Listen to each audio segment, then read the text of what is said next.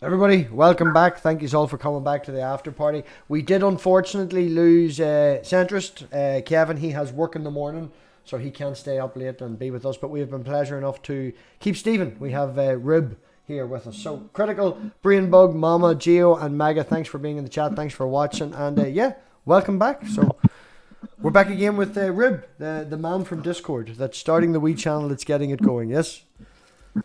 Yeah, man. There is, now we're in the after Glad to be party. back. Is there a real story behind the YouTube channel vanishing, or is it just YouTube just took it down? Or is there a story? No, I mean, so far as I know, that was just kind of it. I was in my room one night. We had finished the stream a little bit less than an hour ago, and I had my phone on the bed next to me, and I got a notification on it asking me to sign back into my email. Yes. And I was like, this is very odd. I said I wasn't doing anything. Like, I was literally just next to me. And as soon as I came, then it was just gone. The entire email was just gone. So, yeah. Like, man, you seen that yesterday? Whenever I was showing you, because I was unsubscribed to yourself. I saw what? That YouTube's having problems. You know, you seen that Oh, I was yeah, unsubscribed to yourself. Sometimes they can just be dicks. Mm-hmm. That and everything is taking forever to upload, and I don't get my notifications till like at least a half an hour after a show starts. It's a fucking mess. So. Have yourself any questions for Rib, Manda? How long have you been doing this? So we initially started 4 years ago, maybe. Oh. And as we kind of said, like, we were literally doing the absolute, like, bare minimum. We were fucking streaming off of the PS4, and so we just kind of slowly worked our way up to where we actually have like proper kit now and proper mics. Unfortunately, I'm not able to use mine tonight because of some technical issues. My laptop is being a dick.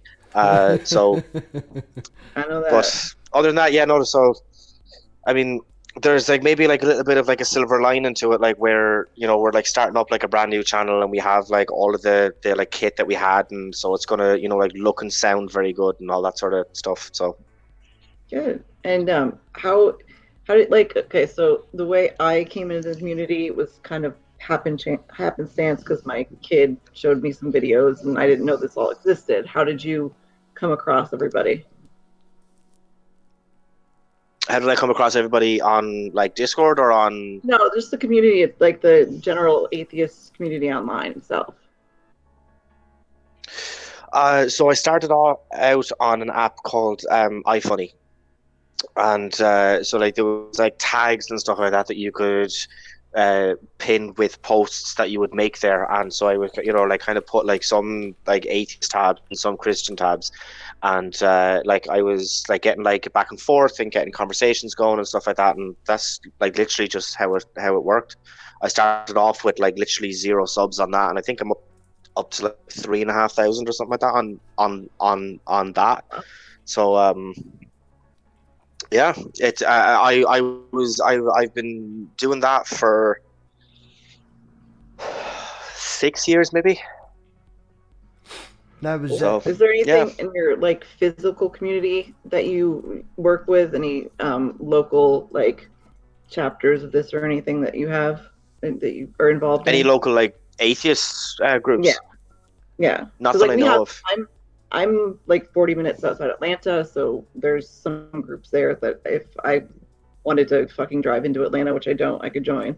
But you know, it's really sparse, I think, to find actual physical, you know, groups and communities. And we have found one of the reasons that Mathpig and me and Dave and Sal started this other channel is because those actual physical groups don't communicate with each other, so they're not connected, and we think it's better for everybody that we can get to connect with each other as much as we can, so we have a more collective voice that means more. You know what I mean? Yeah.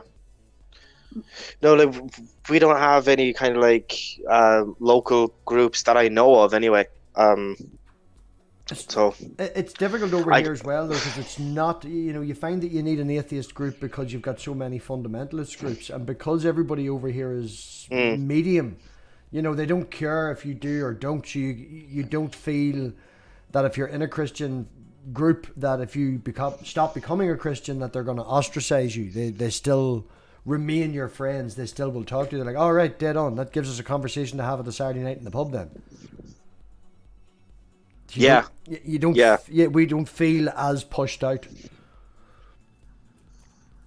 Which is one of maybe possibly the reasons, as I've mentioned to you before, Amanda, that I didn't know of Christopher Hitchens until 2018, to the anniversary of his death, because it's not that I felt that after he was dead. Yeah, didn't feel the need to, go and have to find that. Mm-hmm. Yeah, he was actually one of the first atheist speakers that I found.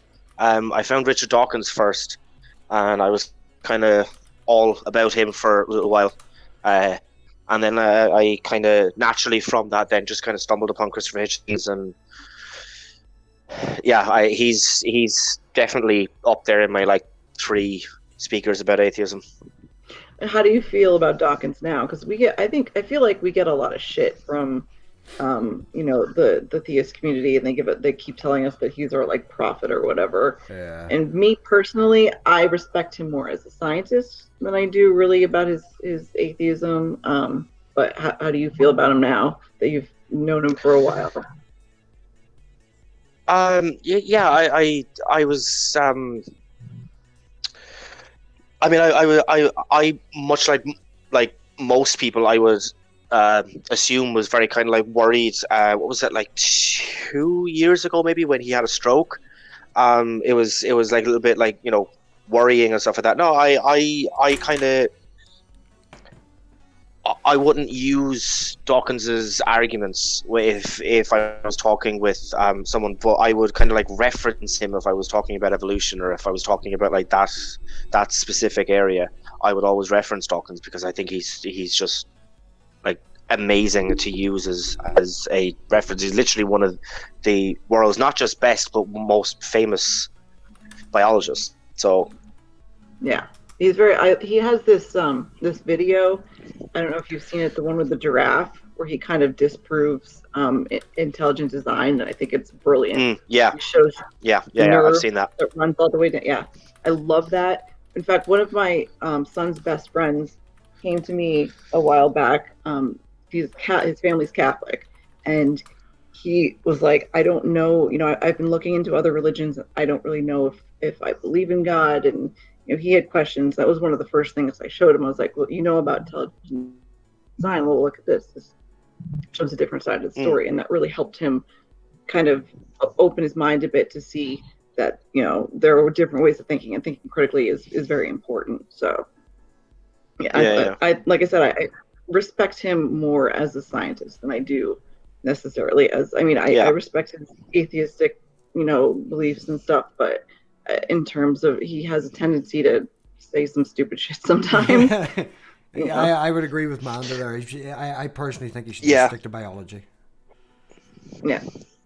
What about, like, so you speak of the real pillars of the community, like Dawkins and Hitchens and stuff like that. What about the kind of, I don't want to say smaller, because some of them are still pretty big, but the people that, like, those of us that are in the community know online, like the Dillahunties and Eric Murphy and Aaron Raw and other people and are there any of those you really look up to or listen to a lot?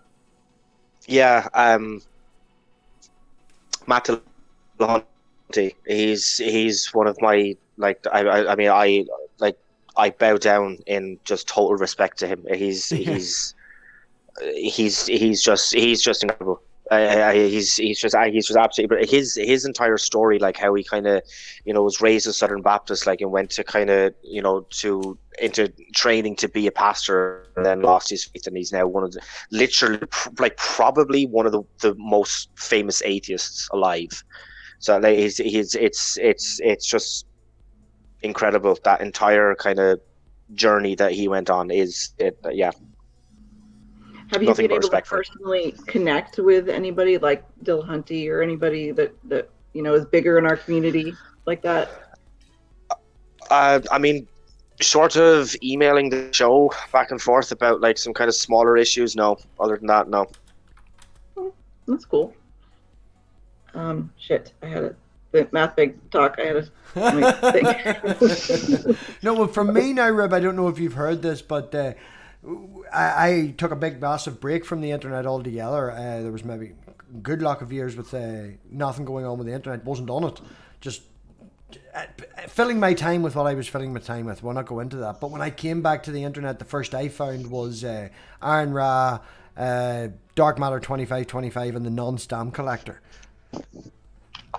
Have you heard of Dark Matter now or Non-Stam Collector? Obviously, I'm sure you've heard I've of heard Aaron Ra. of Dark Matter and I've heard of Aaron Ra. I haven't heard of the last guy. Non-Stamp doesn't do so much now. Used to do stuff like along the same sort of lines as Dark Matter, but without the not so great. Dark Matter's better animation, but it's the same sort of idea, same sort of cartoons and things. There's one with a talk show where they do Bible contradictions and you get points for getting it right and things like that. But as Manda's saying, the smaller community, the people that's in the community here, we have been quite lucky to talk to Kevin or Eric Murphy. Fuck's sake.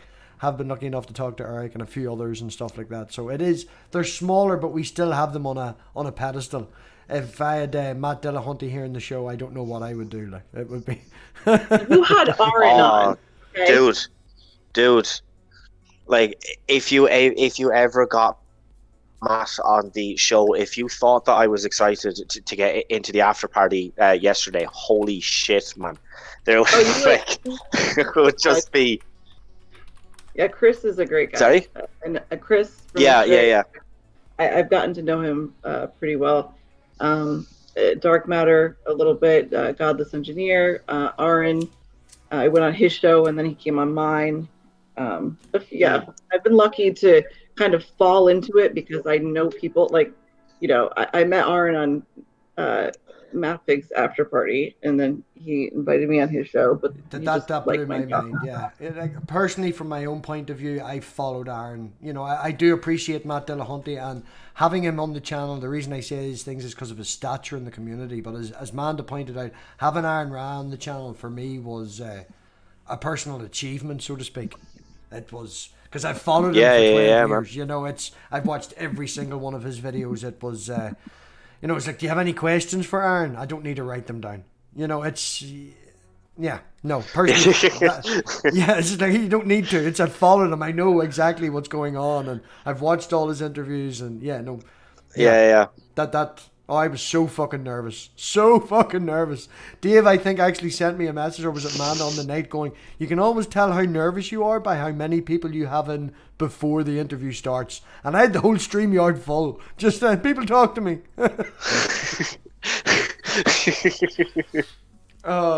You're comfortable, you can sit here and wait when you're alright, and then all of a sudden you get maybe two people. It was Aaron Raz, like, fucking everybody come in and talk to me. He's late! Is he coming at all? He was late for our show. Like, the show when I went on his channel, he messed up the time. He messed up the time because, I'm on Eastern Standard, and I swear I asked him beforehand, is it, this time my time or your time? I swear we had figured that out, but we didn't. And then so we changed it for a couple hours later, and then he wanted to wait for his wife to come in because it was one of the he does a show about real science or whatever. So I sat there like I was all freaked out about going on his show because that was like thousands of people watching. And Rib, is that so King I'm sitting Xerxes? there waiting, Sorry, and then he tells me, okay, wait. We'll wait 2 hours. Like, fuck me. It was a really fucked up night. I was very nervous for that. So Rib, I assume that you give the link out to is that safe, King Xerxes? Yes. Yes. Yeah. That's him, man. Yeah. Perfect. I was just about to say that to you, actually. Yeah. If you kind of see him in the backstage, if you want to bring him on. Perfect. Thank you for joining us, King Xerxes, or is there a name that you would prefer? It doesn't matter to me. Well, I'm not calling you the king on my channel.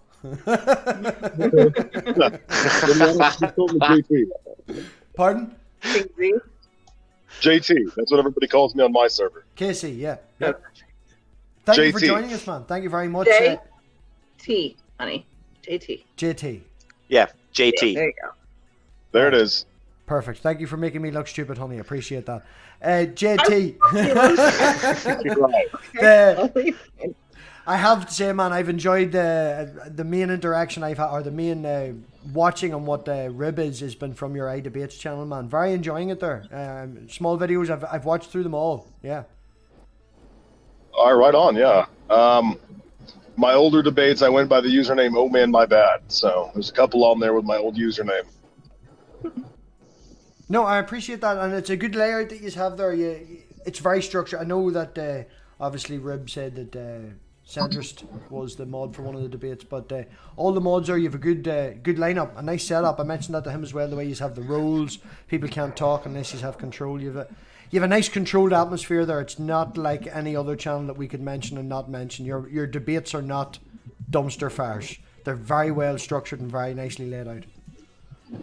Apparently, you haven't seen the one I had with Mr. Batman last week. So. Yeah, I was just about to say that, dude. Not to kind of throw you under the bus now or anything, but yeah. So some of them get a little out of hand, but that's why we try to have the moderators intervene when they can. No, definitely. As I say, it works out well. I appreciate that.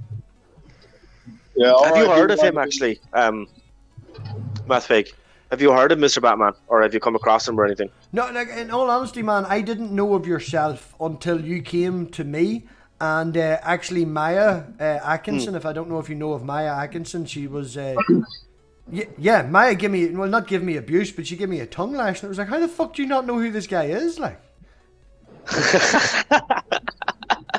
so there is a wee bit of notoriety there as well, like...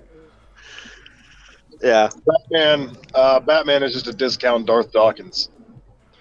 Yeah, basically, yeah. Oh, sorry, Asshole 104. Yes, that name is banned from this channel. You have to refer to him as Asshole 104. I know. I remembered. Just letting you know. Yes. We won't give the fucker the time and attention that he wants. So he's referred to as Asshole 104. You guys have a moniker for Darth, kind of like Inmate 0645 2017? Exactly, man. That's what it is. Yeah, that's what it is. There it is. Yeah, no. Because that's all the cunt wants is attention, so we won't give him the attention. I did a stream on my channel for Star Wars Day, for May the 4th. I rarely really, the only time I ever actually talk, I know my name is Mama Atheist, but the only time I really ever talk about atheism on my channel is I have a show on Sunday nights that I, bring a guest on and do an interview. But I mean, I do a show where I talk about TV shows, and I do another show, or I do, one's about climate change because I'm a climate scientist. So I very rarely talk about actually atheism. But so May the 4th, brought a bunch of my friends on. We're talking Star Wars. No discussion of atheism. He comes in the chat and starts fucking talking shit. I'm just like, dude, really? I mean, really? So, and then the other day, I was in chat watching a friend of mine on another channel, and that was Star Wars as well. The bitch calls me sweetie, and it really pissed me off. So, and I told him, I was like, just don't do that. You want to, like, he's always asking to debate me and stuff, and I don't really debate people anyway.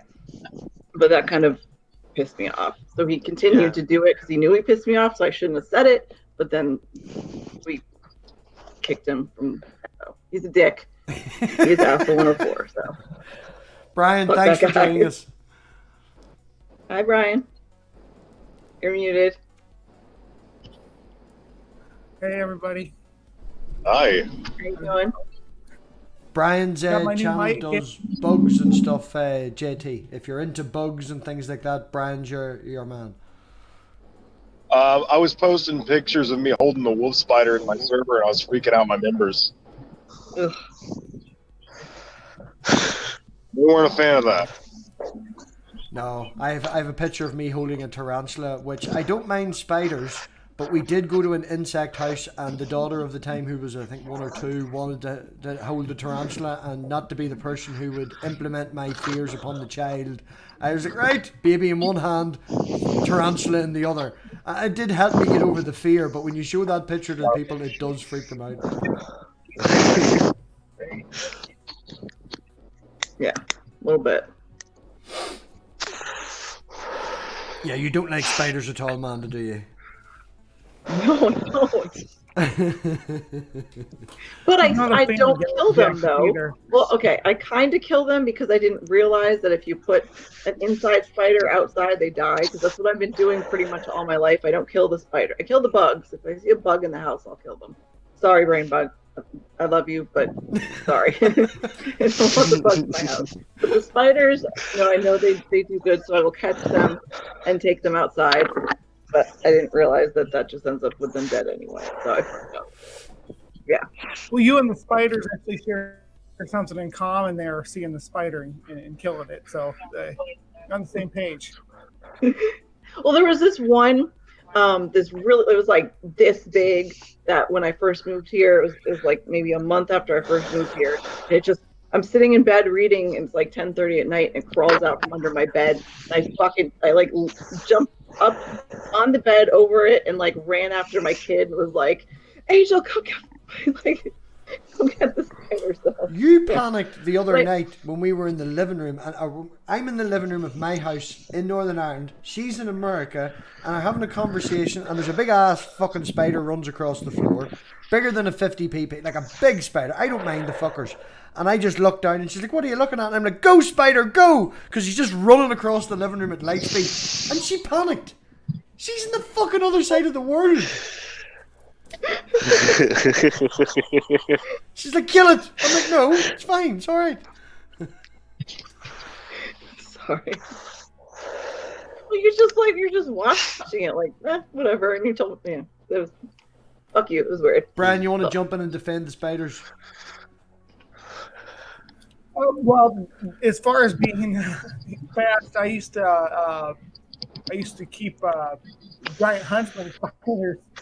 And you have to be really careful when you open it up to give them their food or anything, because they basically, it's like they teleport. They move faster than your eye can trace them. If they get away, they're usually gone for good. When they get big, they're about as big as the palm of your hand. It's a huge spider. Amanda, you might have fishing spiders down there. That might have been the huge spider that you saw.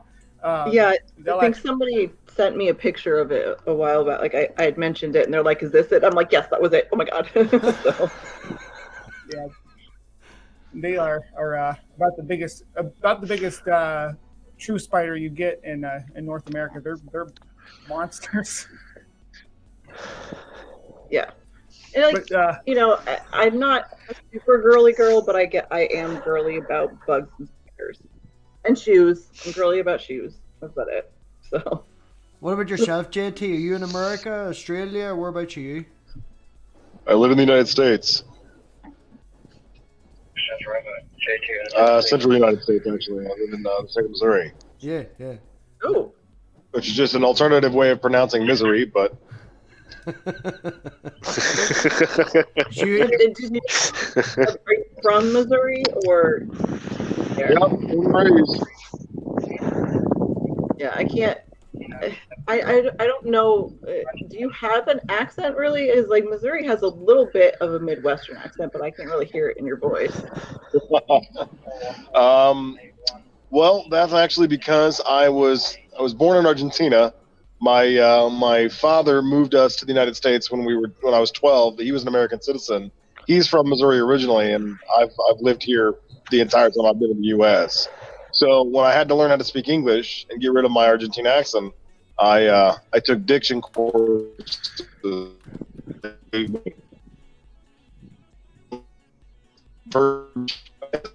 Oh, you're roboting, JT. Yeah, I was just going to say, he's a little bit roboting there.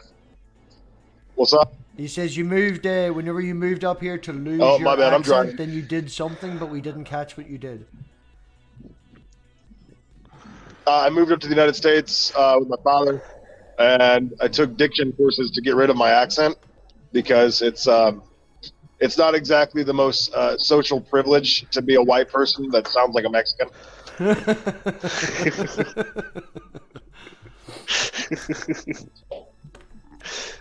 Well, starting your channel, starting your server and stuff, JT. What made you do that? Do you find that in America you've been, there's a lot of fundamentalism around where you are?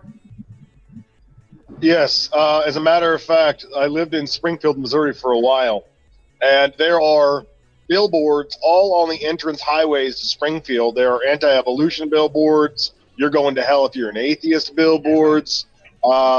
Truth Ministries billboards, which are from Answers in Genesis. There are street features wherever you go. There is actually a miniature creation museum in Springfield. Me, I would not expect that there. Ironically enough, Springfield is also where they host Skepticon. I know Mom was in Georgia now. She's down there and experiences an awful lot of stuff. I wouldn't have said that Missouri was known for that. Southern Missouri here. Missouri is split by the Mason-Dixon line. So anything below, like, Columbia is all Southern. Like, that's Jesus and meth. That's about it. Jesus and meth. Yeah. It's a Living nice in little Georgia, mix there. I know that. I mean, it's. I'm not. I don't know if you can tell by the way I speak. I'm not from Georgia, so it's been a bit of a culture shock, to say the least, living in this with all the churches and everything. It's so much. Hey, but the food is amazing. The barbecue is okay. Everything is fucking fast food. There's like, I don't know. There is a fast food restaurant at every, probably 3 buildings in this town. It's. I always go to the mom and pop restaurants. I don't ever eat fast food. Yeah, that's good. I either cook my own stuff or I go to mom and pop. Yeah.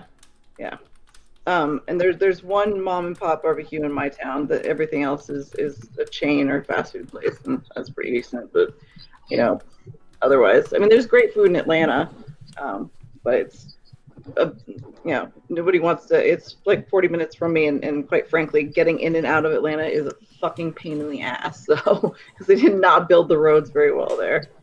Yeah, so I miss real food. That's all.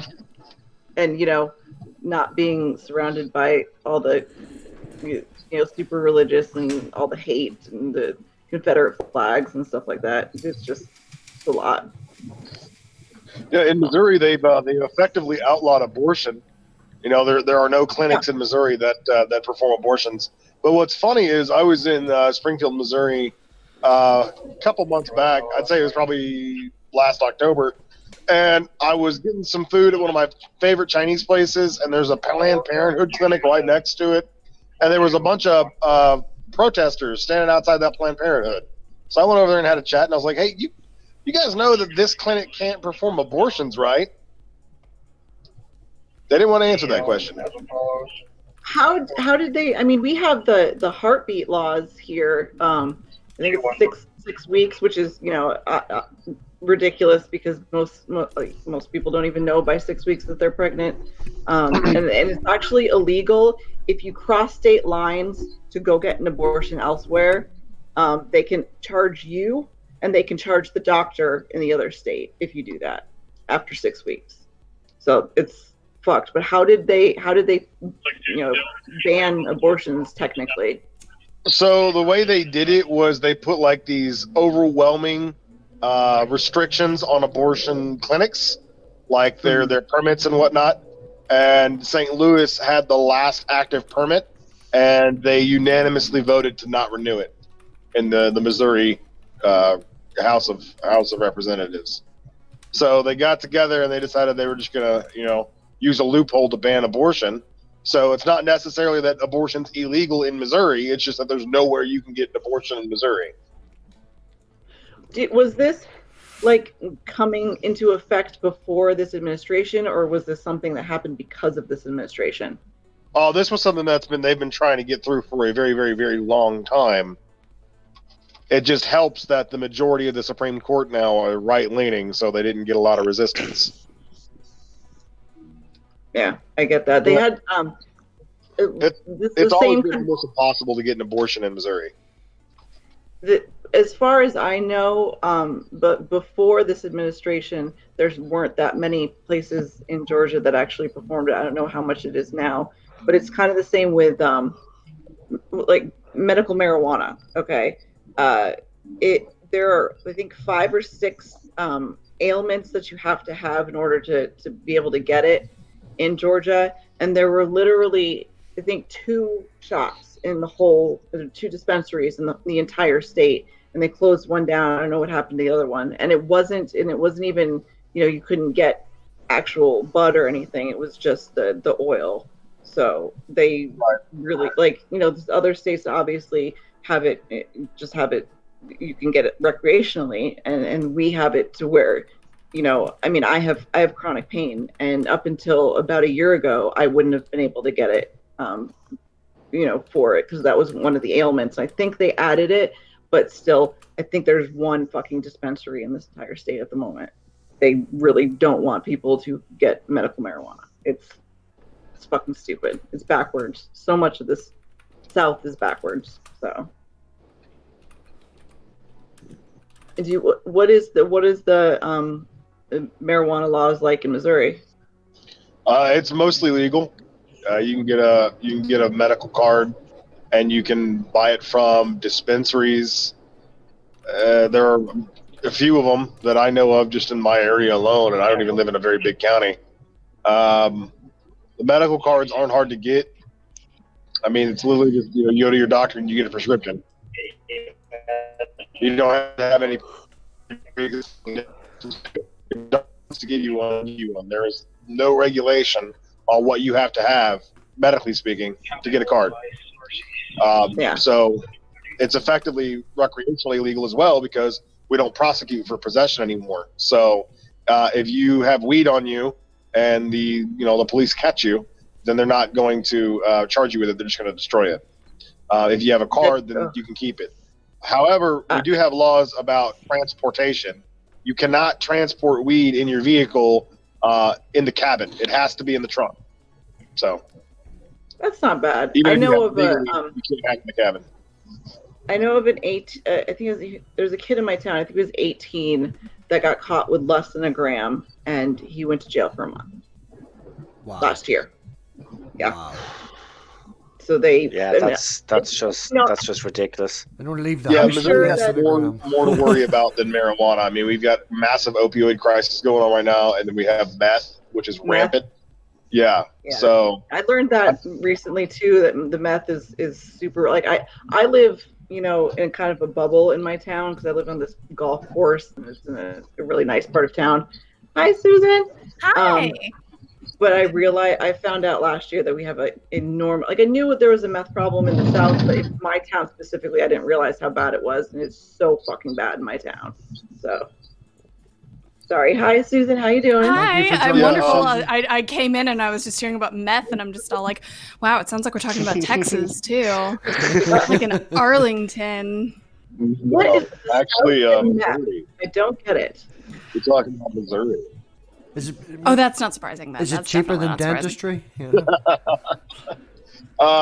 Actually, the international slang phrase for meth, one of them anyways, one's a poor man's Coke. The one that you hear more commonly is the 417. That is the area code for Southern Missouri. Holy shit. I was going to ask. Wow. I heard that, and I didn't know what it connected to. Okay. Yeah, we're the meth capital of the world, so we don't care about weed. Yeah, no, it's so bad. They're missing out on so much. Yeah. Like it was voted to be legalized last midterm election, and nobody even protested. Like I don't even think there were votes against it. They were just votes that weren't for it. It was pretty interesting. For a second there, it sounded like you were still talking about meth, and I was like, no. Wait, no, weed. Yeah. Honestly, though, they need to decriminalize all drugs. I mean, that would actually help a lot with the drug crises, because you keep putting I don't want to go off on a tangent. I have a real issue with the the prison system in our country, especially since they've privatized so much of it. It's the after and party. it's There's just no limits. business. There's no limits in the after party unless the guest of honor shouts up and goes, "I don't like it." No. Talk about whatever you want. Couldn't give a shite. There you go. Good Irish accent, man. Couldn't give a shite. Just go and talk about whatever you want. Sure. I couldn't, like. Sure, I couldn't, like. Enlighten us, man. Enlighten us. It's funny because I don't hear your accent anymore, Mathpig, but I do hear him. So. Oh well, well, Stephen's what? There's maybe 400 miles between us, yeah. Yeah. Roughly that, yeah. Roughly, we're just picking a number out of our arse. There's about 400 miles between, there's about 400 miles between us, and he is in not the deep south as you would call it, being in America, but the Republican accent. Sorry, the Republican accent. Fuck me, the Republic accent.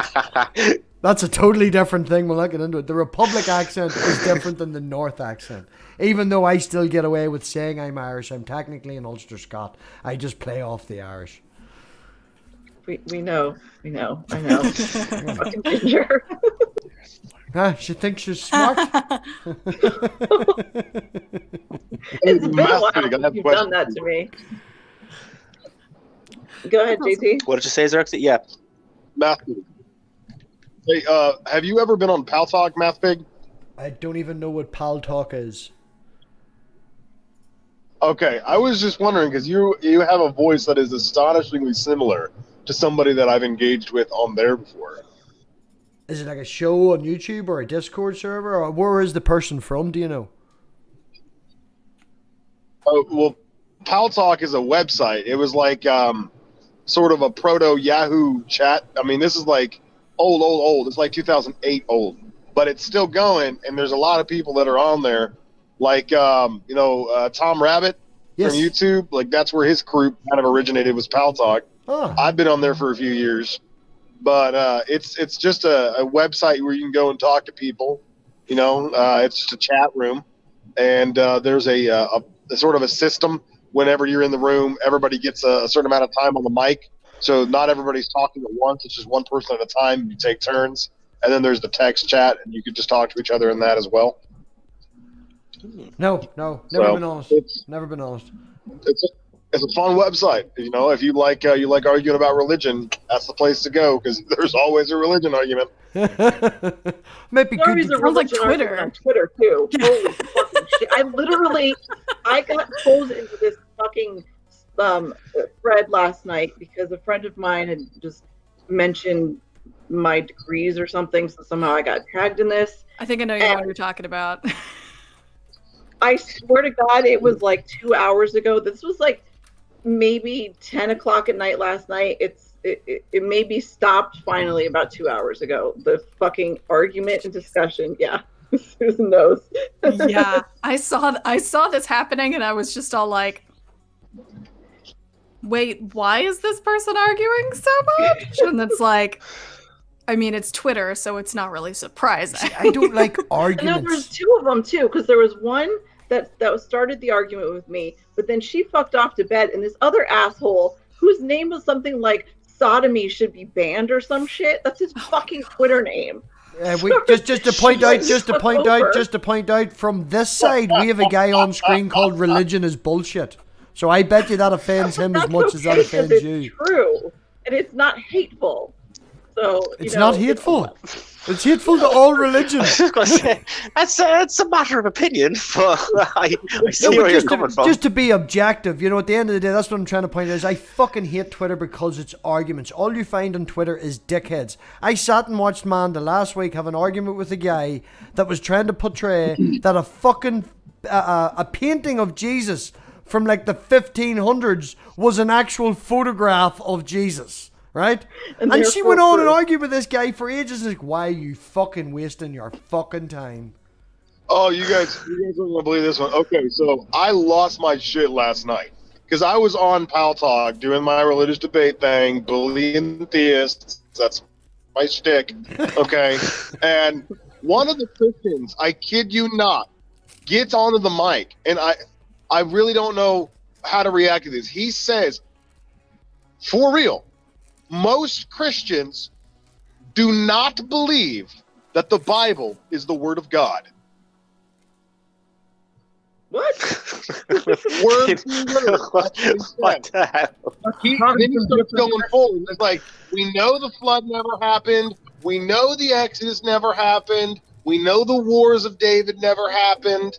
You know, these are just metaphors and all that kind of stuff. And normative Christianity doesn't teach these things are true. And so I'm like, what? And of course, he's Canadian. Well, you see, that's the thing over here, man. We're not taught that all of these things are true as well. We still have, mainly a Christian country here, but nobody here that you talk to would take them things serious.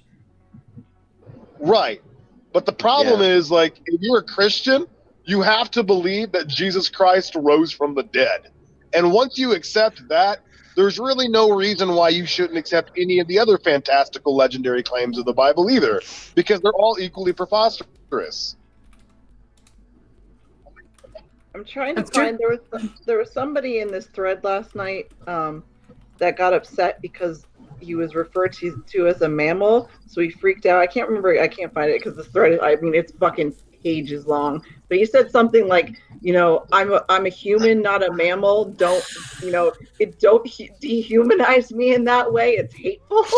What will he at least admit that he is a primate?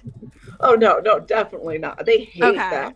Yeah. But so I guess it's worse that they won't admit that they're mammals, because mammals, just refers to the whole mammary glands thing and giving birth to live young and shit. But no, he got so much shit for it. Like, everybody just dogpiled on his ass. The thing with the they always say I'm not a monkey. And it's like, there's a difference between monkeys and apes, and the phylogenetic split happened with the apes, something I think it was 80,000 years ago or something like that. Technically, was it not Aaron? I think Aaron Rad did actually do a video that said that one of the things that he changed his mind on was the fact that we technically are monkeys. We are old world monkeys, not new world monkeys. Yeah, we are still related to monkeys. Oh, we're still apes. We're still apes. You're right in saying that we're still much apes. More ape than we are. Yeah. Oh no, we are apes. It's just different. That they don't know the difference. No. Yeah, I'm just being pedantic. So, like, modern apes, chimpanzees, bonobos, gorillas, and orangutans, including humans, are all part of the Catarrhini order. So the Catarrhini are monkeys, or the old world monkeys. Yes. And the new world monkeys are, I think they're called the Neterini. It would be like howler monkeys, capuchins, and stuff like that. Rhesus monkeys. You should have a conversation with Susan. Than a human at this point, honestly. JT, you should have a conversation with Susan's husband in the background there with Cthulhu that won't stop staring at me. That's his speciality, is hominid evolution and things like that.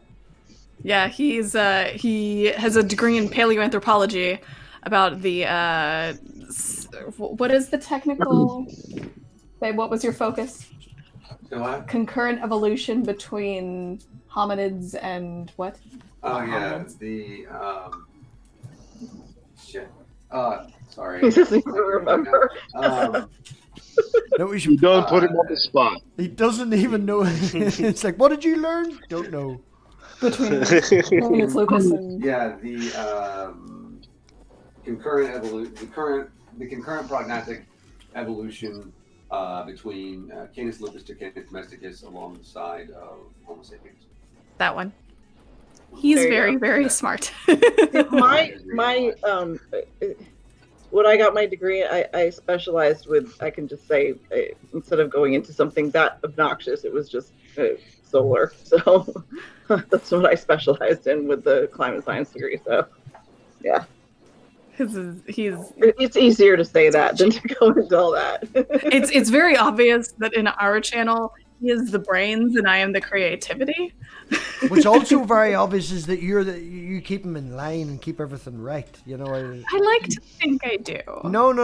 He doesn't need a lot. He doesn't need a lot of keeping in line. No. Well, as men, I like to think as Nathaniel's smart enough. Put out 2 videos in the last 4 hours. Do what? What? Go on ahead, Brian. Upswing in your productivity. Your new videos. Yeah, I saw your new one today. Yeah, that was a lot of work. And we still have more that's coming out on that same subject. Well, I So remember that you guys had to work on it the other night, and that's why you had to leave. Yeah. We had 28 minutes for that one. I think the next one, they're probably going to be like 15 and 15 for the next ones because they're not quite as involved as the other stuff. But I was very, very proud of the fact that there was a lot of like random dumb little jokes that I was able to get in there that Nathaniel laughed at. That he wasn't all like, he was just all like, okay, that's funny. And I'm like, yes. It must be really nice to be able to work with a partner, because when I do like, if I do a climate science video, it's just me fucking doing the research, putting it down, then dumbing it down, and it's doing the explain like I'm 5 stuff. Yeah, it's just all by myself, and it must be really it must be nice to have somebody to work with and bounce ideas off of. So. Yeah, and he's very, very receptive to me going, well, can we try maybe phrasing this a little more easy to understand? Because I'm always like, I don't know if I get that immediately.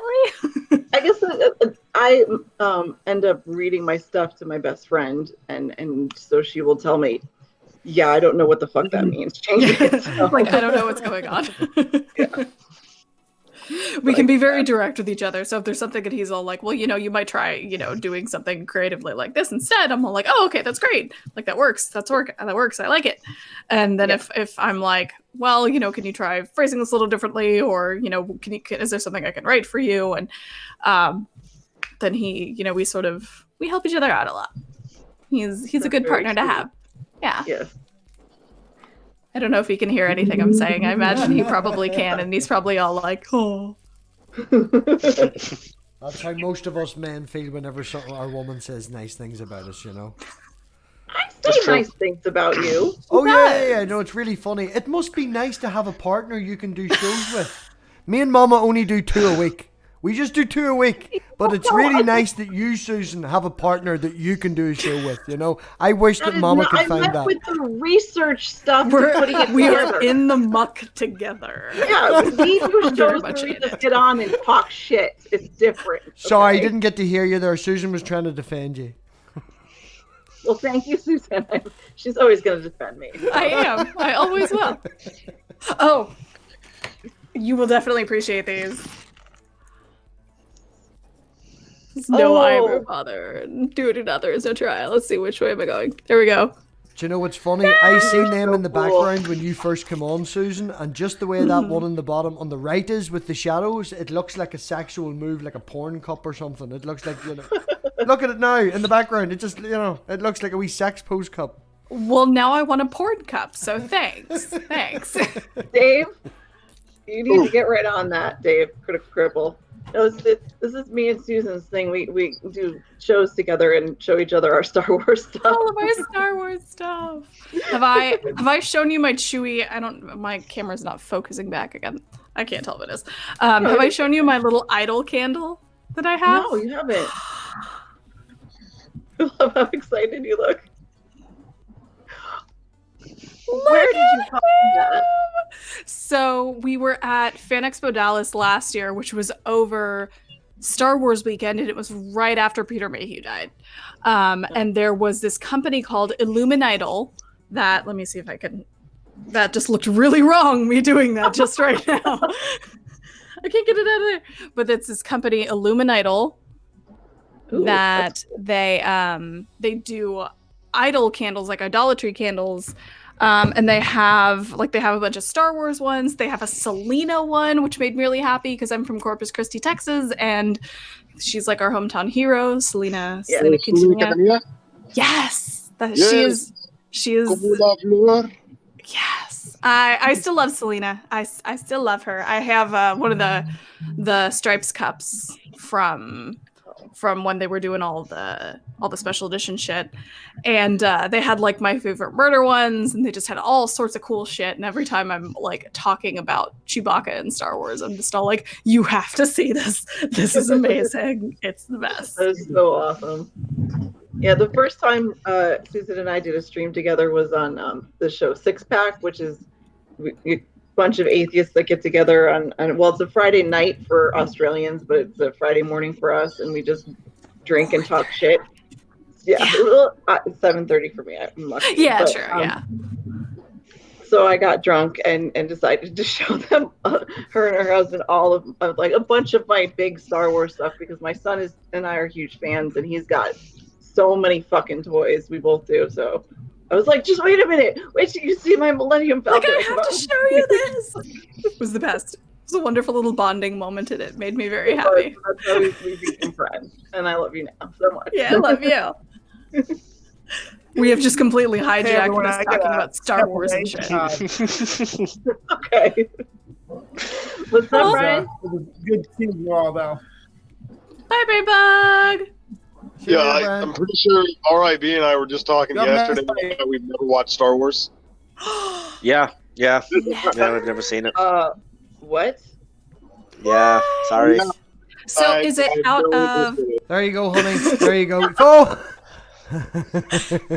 Is it out of like a lack of interest, or is it like you've never had the chance, or is it like I am actively avoiding Star Wars based on the principle now?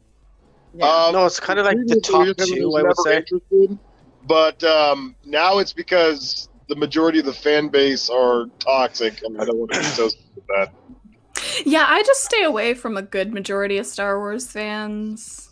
I should introduce you to Bad-Tempered Badger. Oh, Badger. I love him, but he is so emotional about Star Wars. It's so great, actually. But, I don't think I would take my camera off and show the giant wall of Funkos that we have collected even recently. I've seen that. Well, That's it's gotten insane. bigger. It's gotten bigger, which is amazing. It's gotten bigger? It's gotten bigger. See, all my So my Funkos are just like Angel has his Star Wars ones. I have my Game of Thrones ones. I have my Game of Thrones ultimately. Yeah. I've got one of the mountain ones But that that's has why, the typo on it. Mathpig. Yes. Oh yeah. Mathpig hasn't seen Game of Thrones because, well, he's seen some of it now because I made him do it. Episode off. But She has asked me twice. She is trying to watch the series finale. She keeps falling asleep on the series finale. She's done it twice. Let's watch Game of Thrones, and then falls asleep. And then the series finale, we bring it up again. You want to watch it? Yeah. We put it on. She falls asleep. If she falls asleep the third time on the series finale of Game of Thrones, I'm not watching it. I'm not watching it. That series over. It's like, I'm done. Done. No, yeah, I watched all of Game of Thrones from when it started, and season 8, there's nothing that's ever going to be able to redeem that for me. No. Even if they try and redo it? No. Dude. Oh, I'm sorry. The problem was not only not having the source material, but it turns out DB and David were fucking bots and didn't know what the fuck they were doing. You know, the only reason the first 5 seasons were good other projects was because of the source material. Yeah, and that was the thing too. George R.R. Martin actually said it should have gone on 10 full seasons in order to get everything done for what he wanted, because he told them how it was going to end anyway. But they had that Star Wars project, which they got fired off of anyway. So that's why they fucked off. It was like, yeah, I'm done with Game of Thrones. And then they got the Netflix deal. Fuck those guys. Fuck them hard. So, yeah, like sorry. Their careers are over for that season, man. Yeah. Dude, from this point forward, if anybody sees their names attached to a production, they're not going to watch it. No. Fuck that shit, At this man. point, they're just entirely irredeemable. It's like there's no... This is hilarious. How you can get so involved in a show. I have no life. Really? No, but you will now never watch anything that other production company has ever produced because the way they ruined that. Right? Well, even though the series went further on ahead than the books did. Now, I'm saying this from an outside view, right? So the series is not anything original to the books after a certain point. It went off on its own show, off on its own thing just to make fucking money. You have that involved in it, you will never now watch another thing by another production company. Now, you're going to make fun of me. I'm at the minute trying to show you Stargate Universe, which is very important to me, and you know what the crack and all the rest of it. I still watched Dark Matter. which is basically the continuation of that series and all that. And I should hate that person, but I get into Dark Matter, give it a chance. I'll watch the Dark Matter was an extension of Stargate? Dark Matter was written by the same guys that wrote Stargate Universe, and their ideas and scribbles for Series 3 was then used for the original basis of Series 1 of Dark Matter. If you look at how Stargate Universe ended, they all went into cryogenic stasis. Look at how Dark Matter started. They all come out of cryogenic stasis. Yeah, I watched Dark Matter. I thought it was a cool show. I had no idea it was a connection to the Stargate universe. No connection to the Stargate Universe, because it's a completely different show. The people who cancelled Stargate Universe went, fuck yous, we don't like it anymore. They then went and wrote a graphic novel or like a script or whatever based on Series 3, which they called Dark Matter. Then the same people came back and went, that's cool, let's do a show about it. Which is why it annoys me so I get what much. you're saying. Yeah, that's fucky. Yeah, that's why it's so annoying. That if they'd have done a Series 3 of Stargate Universe and just rounded it up, it wouldn't. There's a lot of shows that get like great, good shows that get canceled just because they're not typecast. Like they don't fill that whatever niche that people are watching. Like fucking back, I remember 2009, 2010, every show on TV was a fucking vampire show, right? Because it's the Twilight thing. Yeah. And then I guess the modern era, it's all superhero shit. But vampires do pop up and down. I find that vampires are, sort of run up and down and up and down. Look at Interview with a Vampire. You just, every now and again they drop it. People catch on to it. It's, the whole it's goth cyclical. scene. It was goths when we were younger. It's now emos. They still like vampires. It's just drop it every now and again. You can capture that audience. You can make some money. Well, at least now the main vampire franchise is What We Do in the Shadows, and at least that's really fucking entertaining. Yes, it is. There's Like, a that series show's of amazing. books that I like that I mentioned on stream the other day that's done by Scott Marini that he can't focus on anymore because he's been tied into a contract to do the Bob Hope series. So he's fucking 7, 8, 9 books deep in Bob Hope. He can't do this little side project he had. And I very much enjoy that. Because it's not the Twilight thing. It's not love and this, that, and the other. It's more... it's sort of like a gangster and organised criminality sort of thing. But there's vampires. And I enjoy that. But I felt bad mentioning it because of what you say with the whole Twilight and this. It does have that connotation of... it comes with baggage. If you say you like vampires, it does. It comes with baggage. Yeah, there's a connotation with it. Okay, so like Buffy and Angel, you look back on those and yes, I'm obviously a fan. My kid's name is Angelus. Okay. Yes. So, but I didn't know that. That's amazing, and I love it. Thank you. Those were shows. That's why we call him Angel. He never used his full name. Those were shows that were about like the people and what was happening, because Joss Whedon does that. It's not a vampire show. It's a show that just happens to have vampires. Yeah. Exactly. And that's the thing. Yeah. Right. So that's what makes it better, I think. Yeah, which is why I like that book series that I was talking about, because the vampires isn't the main focus. It's more, as I put it across, like an organised crime, like something like that's going on. That's the main focus. It just happens to be that the protagonist or the bad guy or that group just happens to be vampires, Yeah. Yeah. Set in a world in which they exist, and it's fucking fantastic. But and then Twilight, the main character is just so fucking pathetic. Like her entire world is this guy, and it's gross. It's such a self-insert, and it's like, I get that you really, really want some dreamy vampire to just go all gaga-eyed over you, but no. Yeah, he's not going gaga-eyed, though. He wants to eat her. Yeah. Yeah, but look at the original video, right? Smelling her and wanting to eat her. So. If you look at how vampires have changed over time, now I'm not going to say that I've watched Nosferatu, but you watch Nosferatu. Could you get jiggy with Nosferatu? The black and white with the big ass teeth? It depends on how low my self-esteem was at that time, maybe. Really does. Yeah, but you'd probably rather have Edward, wouldn't you? Ugh, no. I'd rather have Angel. No, over Nosferatu. Have you not? You obviously haven't seen the dental problems. That's why I'm saying I'd rather, have Angel. God damn it. It's like ultimately, I'll take the ones with the wrinkly foreheads and the kind of dickish attitudes of all the vampires. I do love Spike though. Yep, You really prefer like Spike. Spike's far better. Spike is great. Shut up. I want to watch Buffy again. I really want to watch know The how I- Matrix after watching that thing on Jay's channel the other night. The Facepalm Factor were what did you call that group? Spiritual Science? What did you call them? The guy that really likes the girl from Hermione. Or from Harry Potter. Spirit Science. Yeah, Spirit Science. Spirit Science, yes. And he was all the Matrix's description of religion and all that there. And it went on for a while. And at the end of it, all I really realised is I miss watching the Matrix. I want to watch that again. Yeah, that was a bad video to pick, though. We should have picked something a little more woo-woo.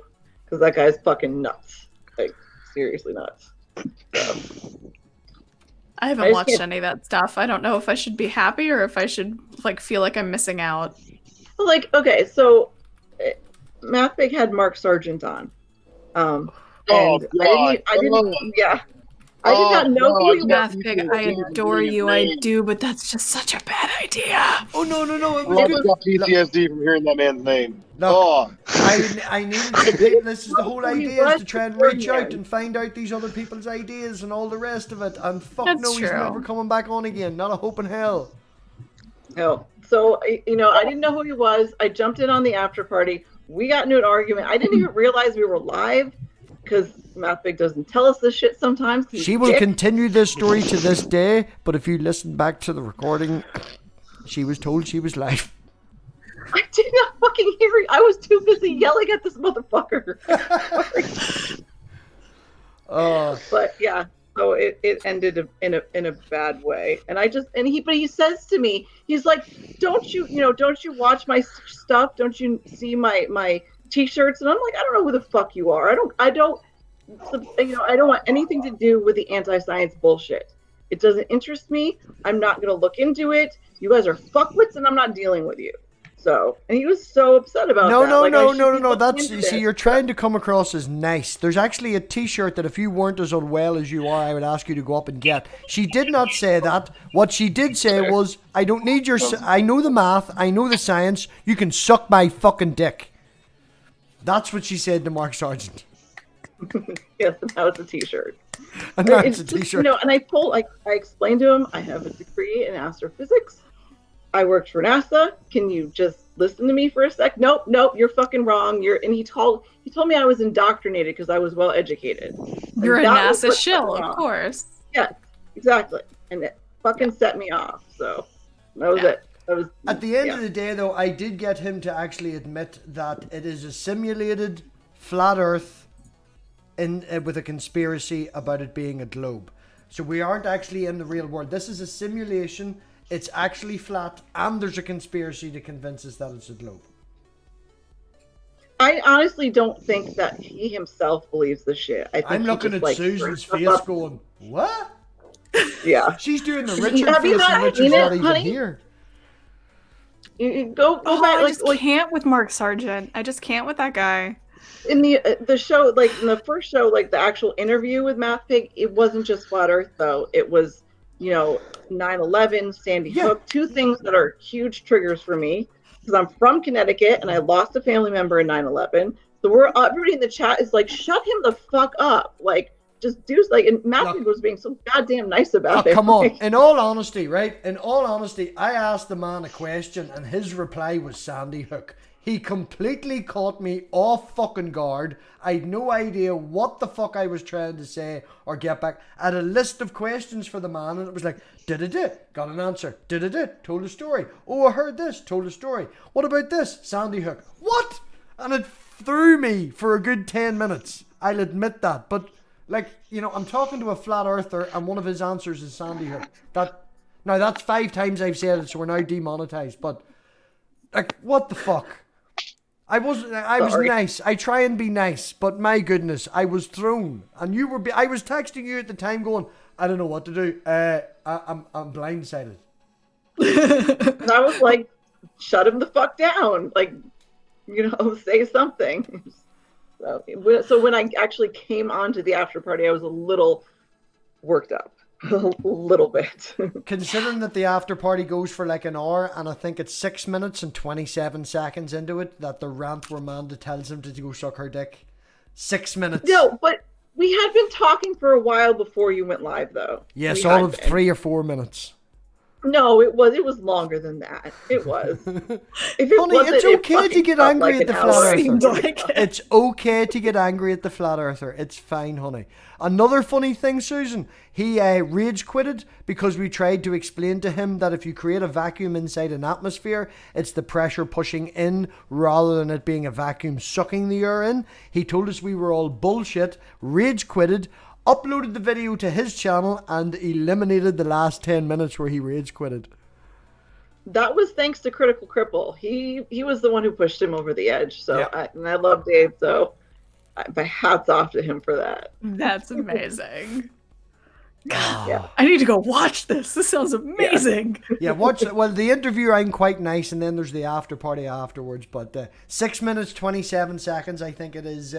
Susan, if you want to just hear Amanda, I don't need your math. I know the math. I know the science. You can suck my dick. And Mathpig merch.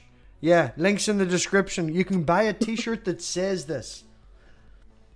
I had to icon the whole time because I have a tendency to gesticulate a lot. And I was like fucking just wildly screaming at the computer. It was so bad. So that's why I'm iconed the whole time, because I'm just angry. So angry. So I don't like the anti-science stuff. It drives me nuts. Well, I mean, and it's because it's not just about like what a person may think or believe about specific subjects. It's about the fact that they are actively dissuading people from, finding out what the truth is, because they are counting on people who have maybe questions or doubts about something to find their material and to go, okay, this is the answer, and not to explore any further. Like they are encouraging people to just stop at their stuff, and their stuff is wrong. I think that's a pretty good claim to make, is that their anti-science bullshit is wrong. Wrong. And they just they discourage any sort of like individualized like discovery into what the truth might actually be from people who know what they're talking about. Or actual critical thinking, It's just anti-vaxxers are the fucking worst, though. Like, they're dangerous. That shit is dangerous. There's such an overlap with, and I'm sorry to bring this entirely into like, the bullshit pandemic stuff. I'm sorry. There's such an overlap between anti-vaxxers and the people who are all like, I'm not going to wear my mask, like out in public, and I'm not going to social distance, and there's such an overlap between those, and I'm just like, hi, I have an autoimmune disorder. I could die if I get this. This is why I don't go out in public, and if I do, I'm out in a mask. I have disinfectant wipes. I have hand sanitizer. I have literally everything. I'm washing my hands like crazy. Yeah. I could die from this, and you don't care. No.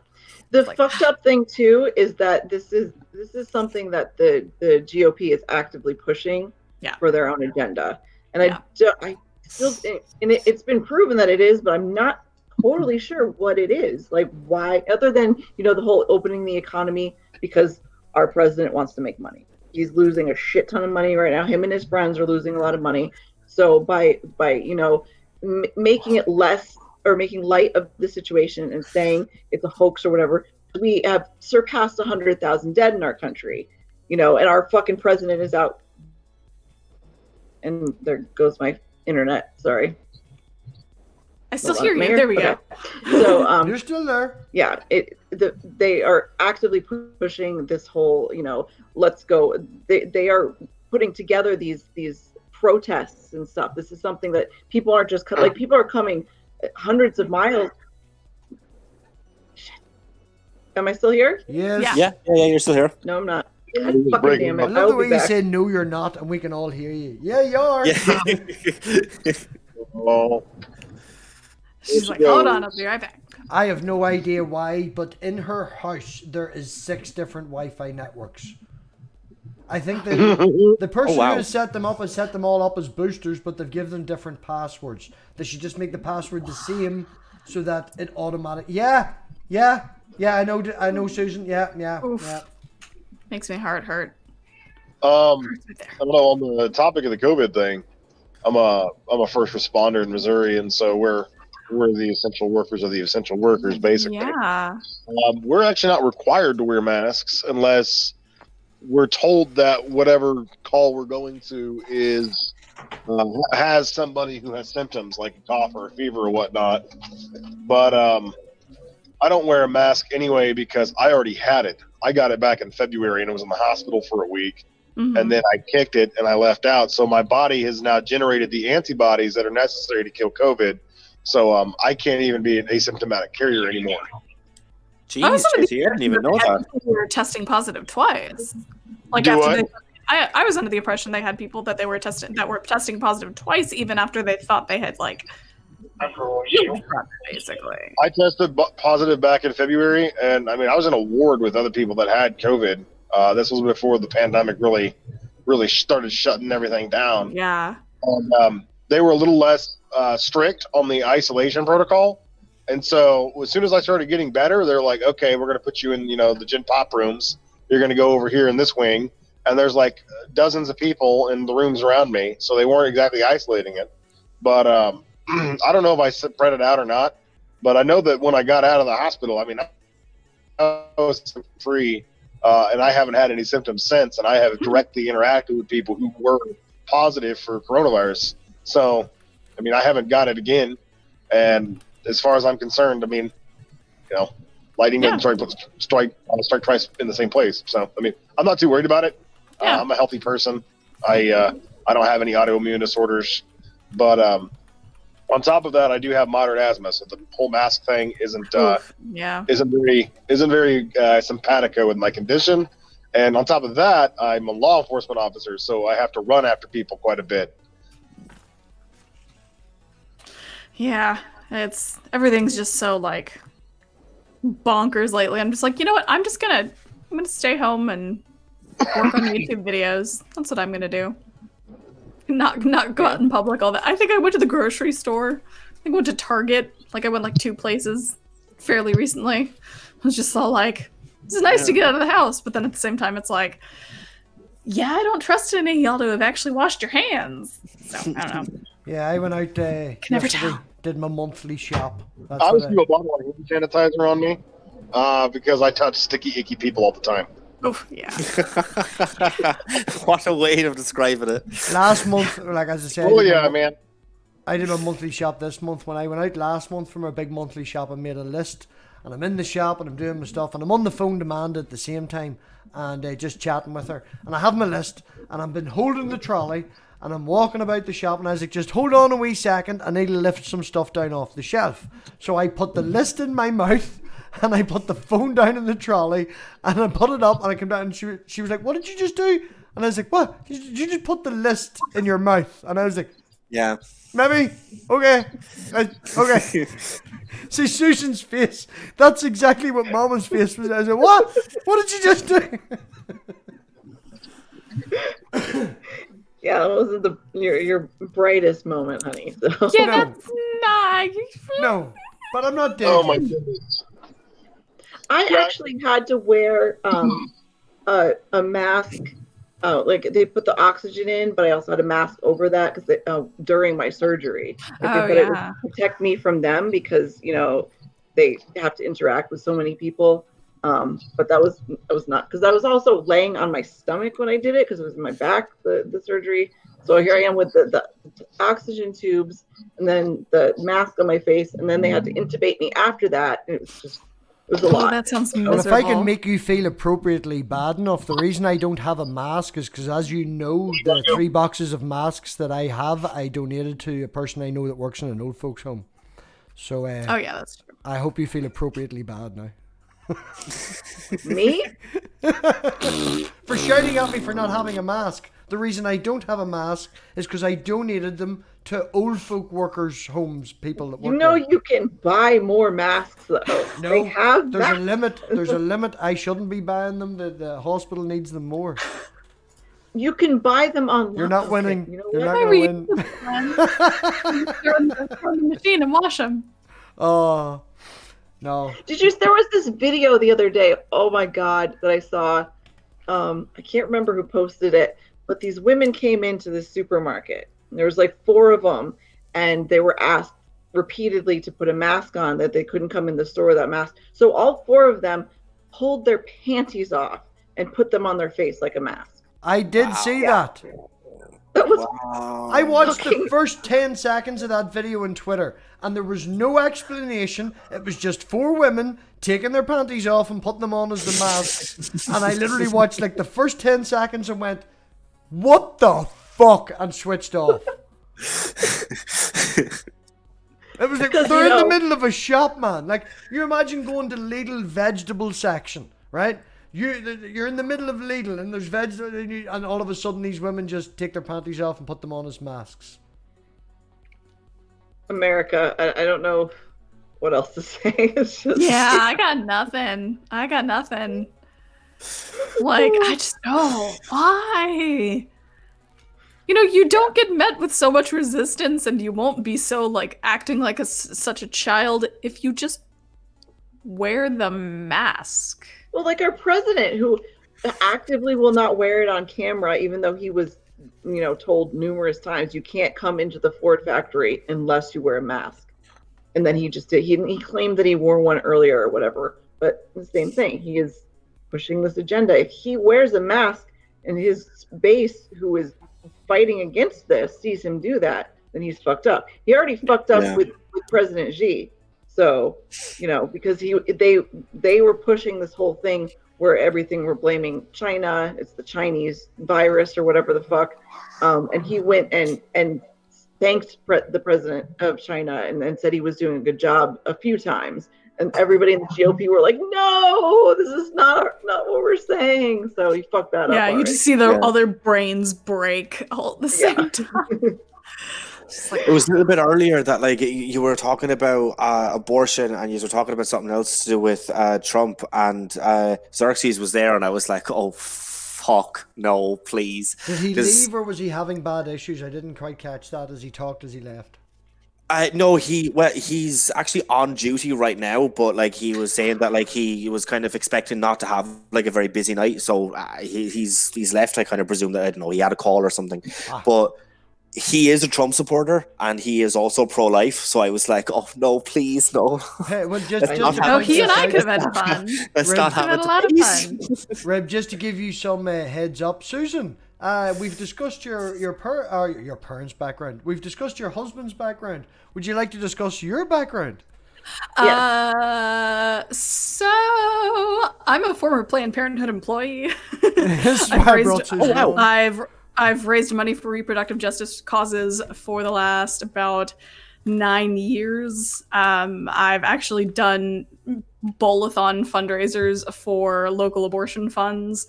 I am staunchly and adamantly pro-choice. I also really, really, really dislike Trump. Yeah. That's putting it mildly. So one of the reasons that Susan is one of my favorite people, one of the people I admire most in our community, because what you have done, what you do is amazing, and you're brilliant. So thank you. I'm all turning red and stuff. Oh, yeah, I can't claim to have done any kind of like actions or anything, but I mean, I'm a social democrat and I'm left on basically every single social issue that I have come across. So I mean, same thing, yeah. Yeah, I'm my son and I are incredibly left wing, like ridiculously so. My parents are the fucking opposite. They watch news all day. My father has become a climate change denier since Trump became president, even though his daughter is a climate scientist. Like, it's I don't get that. fucked up. I have Yeah. 14 I don't- trees in my back garden whose roots are actually digging into the foundation of the house and will cause damage to the house. And Manda shouts at me for cutting them down. I mean, You know, you're ruining the value and the entire future of me being able to build a house. But you cut the fucking tree down. Okay, sorry. The cutting of the trees and then the burning of them, like it's just the big. It's £1,500 for someone to come and remove them and environmentally and get rid of them and take them to the dump. It costs me about £5 to buy some firelighters. Sorry. I mean, on a cost ratio, yeah, No. yeah. I'm saying that as well, Stephen. I am deliberately doing it in the middle of the garden, and all the ash will be mixed back into the soil and reused to grow my nice new green grass. You know, I understand that, but there was no explanation beforehand. You're just like, I'm chopping these trees down, and then you fucking send me this picture of this huge fucking fire. It was only 15 foot tall. It was only 15 foot tall. It was not that big of a fire. That was the entire context of that conversation. That's why I got pissed. Obviously, I understand that. I mean, it's 1 or 2 trees, whatever. 14. That's not going to make a difference, but 14. you know, I am who I am, and I can't. But sorry. yeah. And 15 feet tall, just for the record, it's like 3 Susans. So that's still pretty tall. Oh, there's a this is video, very tall. Susan. You can even hear it raging, and everything is like. Yeah. That would. Yeah, I was just going to Make say me to you, man, worry. yeah, a 15-foot fire, that's pretty big. Yes, it is. It was very Like- big. It may have I caught wouldn't the other have tree on classified fire. that as a like, but, you small know, there was- fire. Oh, there was 3 buckets, man. We were running around with buckets at one point. We were just dumping shit on it when it did it, and then it no, it's fine. She'll shout at me more. That's not worrisome at all. That's not worrisome in the slightest. Me. Funny story though, as retribution, I have actually 3 and 4 holes in both my arms because the ash was that hot that when it landed on me, it burnt holes in my skin. If I believed in karma, I would say it was karma. Yeah, same. Oh, yeah, you're just standing there and you're like, why are my arms burning? Oh shit, oh fuck, run. Ah! Just imagine that happening. I don't know. Anyway, Yeah. Yeah, the shit we talk about. always entertaining. Yeah. I know, right? What part of the States are you from? Me? Yeah, well, both of you. but Like yeah. both of us. Yeah, I'm originally from New England. I'm from Connecticut. I Connecticut. went to All right, school okay. in Arizona, in Tucson. I also lived there afterwards for a while. I worked in Iowa for a while, and now I live in Georgia. Unfortunately, not really my choice. I lived in Texas from birth up until about 2 months ago, and now I live in Oregon, in the Portland metro, which is basically just like Austin but with better weather. That's awesome. So it was the great alternative. Because I'm, how old am I now? How old am I? 33. I had to think about how old I was. I was like, how old am I? So up until, 33 and 2 months, now I'm in Oregon. I fucking love it up here. It's Just great to up give, here. just to give a reference point, this is, let me see. Holy shiitake Wow. mushrooms. She wasn't happy. Oh my god. Do you understand why it was upsetting now?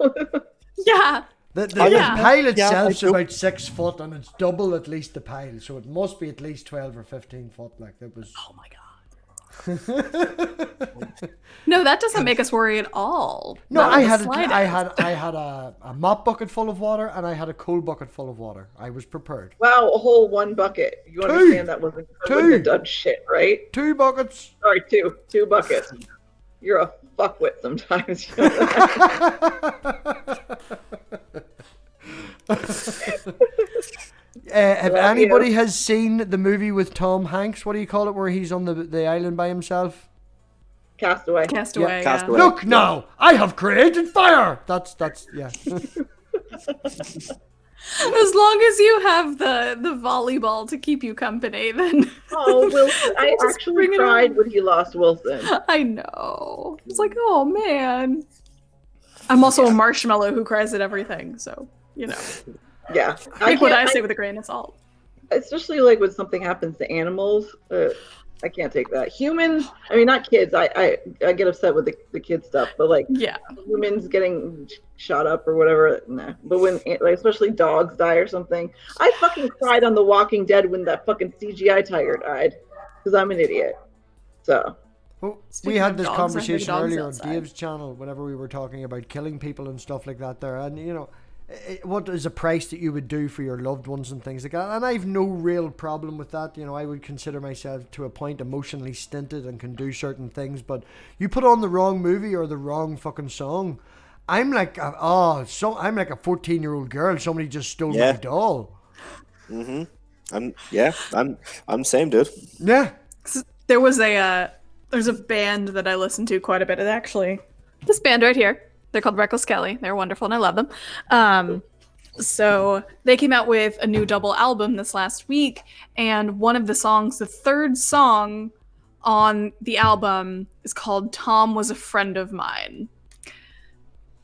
Now, backstory, I'm a humongous Tom Petty fan. Like, humongous Tom Petty fan. Like, I was destroyed when he died. Luckily, I got to see him about 5 months before he passed. So that was, like, the single greatest show I've ever been to in my life. So I'm listening to this song. It's, you know, it's Friday morning, and I'm listening to this song.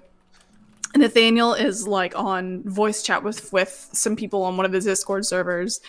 And this song comes on, and I get, like, 30 seconds in, I realize the name of the song and that it's about Tom Petty, and I started crying. I was just bawling, and Nathaniel like peeks back behind the green screen. He's just all like, "Are you okay?" And I'm just all like, "I'm okay. It's a song about Tom Petty." And he's just all like, "Okay, you're fine."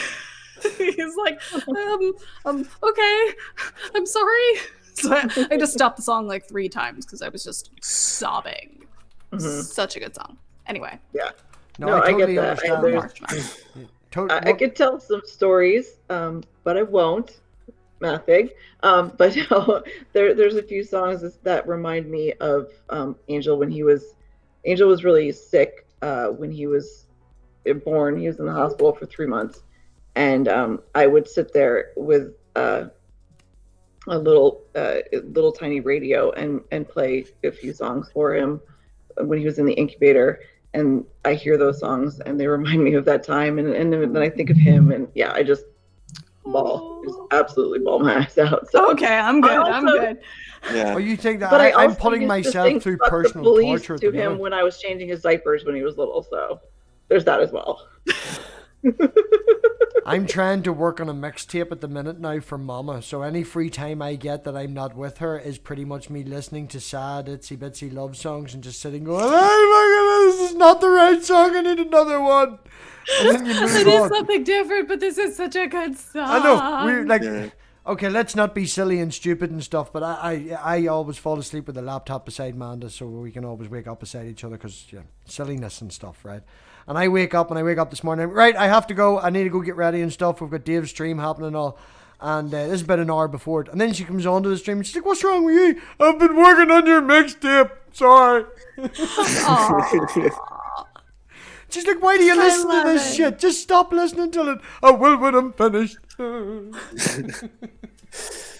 first time that I ever heard Supermarket Flowers by Ed Sheeran, I cried like a bitch. It's one of the saddest songs. It's beautiful. It's beautiful song. But yeah, nah. I'm trying to remember if I've heard that one. He wrote it in memory of his gran, but the lyrics are like say "ma'am," and I'm massively close with my mom. Like I like it's like literally that, you know, like mother-son relationship, but like we just have like a ridiculously close relationship. Like I'll fucking say anything to to my mom. Like I have done some kind of like part-time stand-up comedy, and I have quite a dark sense of humor, and I will tell all of my new jokes to mom, and I judge based off of how badly she reacts to them as to how funny they are. Irish mothers are great. Yeah, look up the RTE thing. The RTE sketch did it really, really well. Get up out of bed. Get up. No, but it's just like that song is about, you know, like someone's mom died, and not like, as soon as I kind of like grasped what that song was about, it was kind of like you, Skeptics. It was the whole thing, yeah, no. As soon as I realized what it was about, it was just like, okay, here's the floodgates. Yeah, it's still like, just can't handle this. And then like, even when you listen to it, like after that, like you don't have that initial same reaction, but then it's still like, gets you right there, right there.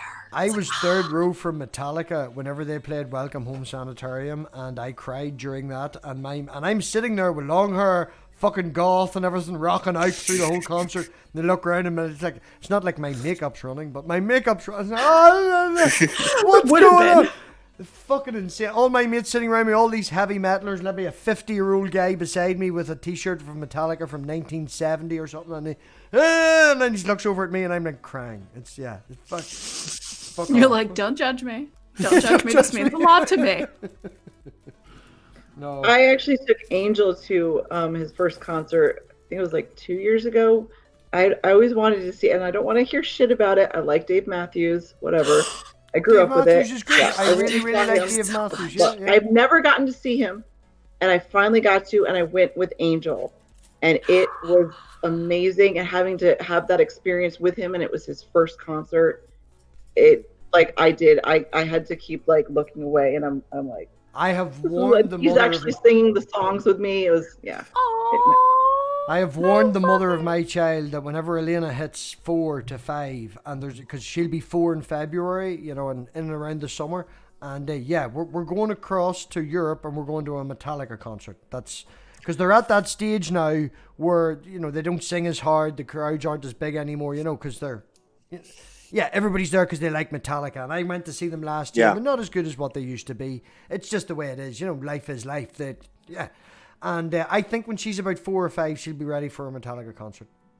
Yeah, and it's always good to like make sure that you're, you know, you got the. I mean, I know you know this, but like if you got the ear protection and everything, then the kids can have just as good of a time as the parents. Yeah. Like it's. Yeah, we'll be at the back row. It's a great experience to have. Yeah, I've done the pit. You know, we've all done the front row. We've all done the pit. You know, you've got punched in the face and done this, that, and the other, and walked home at 3 a.m. and for fucking 3 miles and all. Yeah, we've all done that. You know, right now, whenever you go to a concert, when we went to the last Metallica concert, my friend wanted to get in really early, and I was like, no, can we just, because we were camping, and we were camping on the site. You know, we literally only had a half a mile to walk and get into the concert, and we ended up going down 3.5 hours before it, and it was like, well, you're not going to get into the pit, there's no need to get there. He said, I want to get into the atmosphere now. We ended up sitting for 2.5 hours in the rain before the concert started. It's, you know, could we not have just sat in the tent with the carry out and the big bag of weed that we had? Like, apparently not. No, we had to go and do that, but I don't want to do that anymore. You know, you're at that age where you don't need to go there at the front. I want to go for the fun, the enjoyment, the live experience. Bring the child. We go down at the very end. You know, we come back at the very start. And it's just for that experience. And yeah, she'll be ready for a Metallica concert. 4, 5, definitely. Yeah. Man, stop giving me them looks.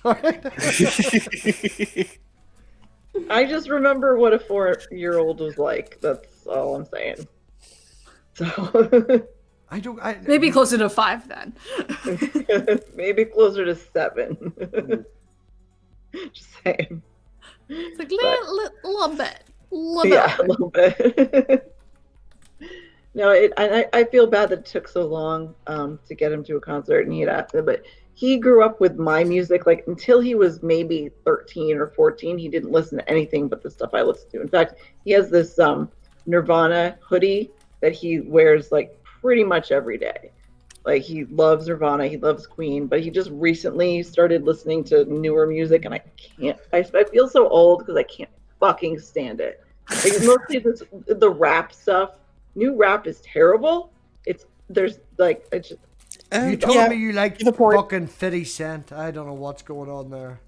yeah, but he's not new rap. You know, I like it, like 90s hip hop stuff like Biggie and Tupac and Dre and all them. I listen to Tupac. I would listen to Tupac, yeah. What's he think of Eminem? He likes Eminem. Okay. I introduced him to that too. So what? Not the newer stuff. Honestly, Eminem was better when he was high. And I know it's a horrible thing to say. No, but it's his music was no. better when- Metallica was far The better point. than when they were pissed and drunk and had no money. Then they went and found morals and got shit. Yeah. Yeah. I think that his latest album though is fucking brilliant. What is it? Music to be Murdered By or Murdered To or something like that. I haven't listened to it, so I should give it Yeah. a try. I'm sure Angel has though. So It's brilliant. It's very, very good. He like kind of goes back to more of the kind of like old school style that Eminem used to have. Like he kind of went off the rails a little bit when he brought out what was it? Revival? yeah, I think like that was like I liked some of the songs on there, but it was a bad album overall. But yeah. No, he's like definitely after kind of coming back to where he was. good. Okay, I will check that out. I'm sure, like I said, I'm sure Angel's heard it because he really does like him. But and that's he's still part of the older crew and everything, not the new stuff that's come out, and it's so fucking bad. And I hate pop. I cannot I like 80s pop. Like that's okay. Like there's good 80s pop. That's the only. No, there's none. Sorry, honey. Sorry. No, Nope, that's she not ain't me come. now. No, but I can't stand like pop. Like, it's just Lady Gaga and Taylor Swift. Oh my and all god! that shit. Okay. My first concert that I ever went to was to Gaga. It was Really? my first. Yeah, it was my first concert. It was, Yeah, you don't get away with that either. Sorry. Sorry. what did I do? He's got to kick everybody once. It's his thing. It's okay. But there goes Susan. Shouldn't have made that face. On a good Shouldn't show, have made that face. Oh, you That's were my waiting problem. for it, Susan. You sat down, looked at the camera, and went, "I fucking dare you."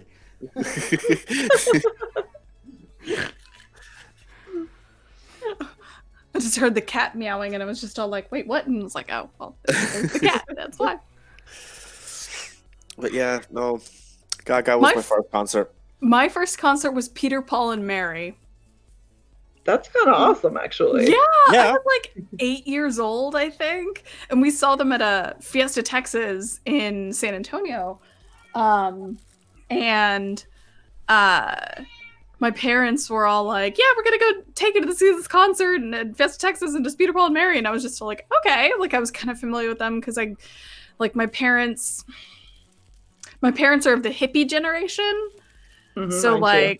like Beatles and Simon and Garfunkel and Joan Baez and shit like that. That's all the stuff I grew up listening to, and so they're all like, "We're gonna go see Peter, Paul, and Mary," and I was all like, "Oh, okay, yay!" And then my parents were like surprised that I knew some of the words, and they're like, "How do you know this song?" And I'm like, "Hi, whose child am I?" Like, come on, seriously. So technically, my first my first concert was an Andy Williams Christmas concert, probably around the same time, like when I was 8. Didn't do another one for many years. My brother took me to Horde Fest in '97, which was a bunch of bands. It was like Neil Young, Primus, Toad the Wet Sprocket, Like Primus, yeah. Bedfolds 5. Yeah, there was I can't remember all of them. There's a shit ton of them. Plus, he got me really fucking drunk, so I don't remember the whole concert. It was '97, so I was 16. Yeah, so that was a really. I want to say that's my first concert because saying an Andy Williams Christmas concert was my first concert kind of fucking sucked. So My first that one was better. My first concert was Audio Slave opening. Audio Slave is the main, and Darkness. They'd just come out. They were doing the opening, and then we had Audio Slave, which was Chris Cornell, and Rage Against the Machine as the band. And then a week after that, we had Metallica. And because I was 17 and I was a little older than most of my friends, I knew a guy that owned a pub, that owned a minibus, and we paid him 120 quid to take 10 of us down and wait outside and then take us back home again. So we've no parents, we've no nothing. We've got an hour to the concert. We were, it was the middle of June. Yeah, Audio Slave. Yeah, brilliant. That sounds Nice. pretty good. My second concert, admittedly, is not nearly as cool as the other ones I've been to. My second concert was NSYNC. Oh God. Oh. I had a Justifiable visceral reason to reaction kick Susan. That's a justifiable one. I don't blame you for that one. I genuinely don't. In saying that, Susan, whenever Backstreet Boys or Back comes on the radio, I can't help but dance, and I'm a metaler. Like, I didn't even know all the words to that song. That's like my one guilty pleasure. I used to I'm know the leaving whole you. dance to Bye Bye Bye by NSYNC. Bye Bye Bye. Now I'm gonna go listen to NSYNC this evening. I saw Bare Naked Ladies 5 times. So that's, yeah, I loved them. Knew all their songs by heart. I saw them 5 times. I think they're the only band I've ever seen more than once in a concert, and I saw them 5 times. I got roped into seeing Creed, and I didn't realize they were a Christian band. Oof. So I don't know if I'm actually going to let her back. I said I got roped into it. It wasn't my. Doesn't matter, you still went. Wasn't her fault. My boyfriend at the time brought me. I don't think he even realized. He just thought there were another. He didn't listen to the lyrics or anything. So that was that might be more shameful to me than the Andy Williams Christmas concert. So. I would be a little more ashamed of that one if I was you. Yeah, concert. My boyfriend even bought me a fucking T-shirt. So, Ooh. Ooh. I don't want this. I've seen Metallica maybe. Why? I've seen Metallica maybe 6 or 7 times. I've seen Slipknot. I've seen the Darkness. Obviously, I've seen Audio Slave. What do you call Jack Black's band? I've seen them twice. Tenacious Oh, D. Tenacious D. Tenacious D. Yes. And not Jack Black, but the other guy that performs with him did the entire set one time dressed as what was a dinosaur. Because he walked on stage and Jack Black was playing the song and he stopped and looked around. He's like, "What are you doing?" He's like, "You told me to come dressed as a lizard." And he was like, No, a wizard. I wanted you to come dressed as a wizard. And he did the whole set dressed in a big green. It was very funny. Yeah, that was good. That's the best. Yeah. That's amazing. Yeah, I've seen Reckless Kelly. I've seen them 6 times, I think. But that's just because they're a lesser known band, so they tour a lot more. Yeah. So when I lived in Corpus, like they would be there like once every other month. So I could see them numerous times. Then I lived in Austin, which is where they were based out of, and then I lived in Dallas-Fort Worth, which is where they played, numerous times. Now I'm just waiting to see them in Oregon once the pandemic is over. Yeah, but, we'll see. Every single year since I have been possibly maybe 16, I have went to the Blues Festival in Warren Point, and every single band that plays, Warren Point's like one of them places where there's more pubs and hairdressers than anything else. And over the course of 3 to 4 days, there is 90 live concerts, 90 live sessions. Wow. All different bands playing, and they do this over the course of 3 or 4 days in all the little pubs. And I've been going and getting drunk and messing about with the mates and doing this since I've been at least 16, and this is the first year that I'm going to miss. I've even brought the daughter to the Sunday session. It's nice and quiet. They also do musical sessions where the people who perform at night then do, I will teach you how to play guitar for an hour. Nice. And I've been there when the pubs have closed at 2 a.m, and Warren Point is a beach town, and a lot of people, what they do is they come down and illegally camp on the beach and illegally camp in the fields and all around the place. And I've been there at 3 a.m. when we've been kicked out of the pubs, and the live band has come down to the beach and sat around the campfire at the water and played fucking music to God knows what hours. It's all blues and blues grass music, that sort of music. Yeah. I love bluegrass music. Yeah, 90 concerts in 3 days, Susan. So much. Like, it's an A5 page. The actual planner is A5. and it's small writing. It's called the Warren Point Guinness Blues Festival. Look it up. Rib, I'll put you up for the weekend if you want to come down next year, because it's fucking going to not happen this year. I want to go. It's fucking amazing, Susan. And then do you know what they actually have the week after in the small little village about 3 miles up the road? They have a folk concert. Where there's about 15, 20 little Irish traditional bands and Scottish traditional bands and Gaelic wee bands, wee folk music. And they come over and they play in the wee village just up the road. Again, on the beach and stuff. Yeah, it's a really good fucking week. Like, I've booked it off work. Yeah, even my managers, like, they know I'm not going to be here. They're like, we've already accepted this. We've found the coverage. We're good. Well, I've worked for the same company for 20 years, and I've been going to this concert since I was 18, so they know. Yeah.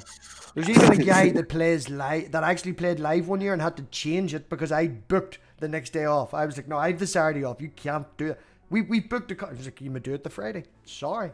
I'm down in the books, and I will not change it. I'm going on Saturday. I'm looking forward to this guy. One of the guys that plays, I can't even remember his name. He's probably about 50, 60 or something. And he can play the guitar with his teeth. You know, he's doing a guitar solo with his teeth, like 4 foot from you. It's yeah. That's amazing. I'll send you some videos I recorded from last year. It's some of the guys are just amazing, Susan. It really, really is. Guinness Blues on the Bay. That's what it's called. It's called the Guinness Blues on the Bay Festival, and it's based in Warren Point. There you go. Sweet. I'm gonna mute myself so you can't hear my typing, but I'm gonna Google this. You look up the playlist for last year and see how many bands was playing last year. I think it was at least 90 concerts. What do you call? Oh, there's a really famous guy that played, and he actually charged. Most of the concerts are free. Van. Oh, they had people a couple of years ago that weren't in the Whalers but did play with one of Bob's bands. You know, so they have lots. Cool. Nice. Yeah. Nice.